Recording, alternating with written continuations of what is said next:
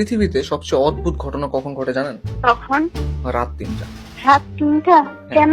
তখন কি হয়? পৃথিবীতে সবচেয়ে বেশি অ্যাক্সিডেন্ট কখন ঘটে জানেন?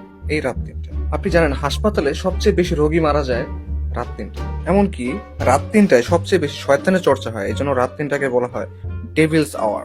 ইভেন পৃথিবীর সবচেয়ে আধ্যাত্মিক ঘটনাগুলো রাত 3টায় ঘটে, কিন্তু একমাত্র ঘটনা যেটা রাত 3টায় না বরং 3টায় ঘটবে। কি সেটা? এই যে আপনার সাথে আমার কথা হচ্ছে, নেক্সট হয়তো আরো হবে। আপনি চাইলে কিন্তু আমরা পরবর্তীতে কথা বলতে পারি। বলা চাই।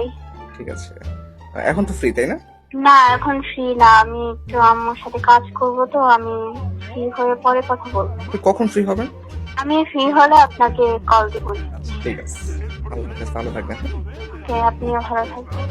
ওকে, সাকসেস, ফাইনালি সাকসেস বন্ধু।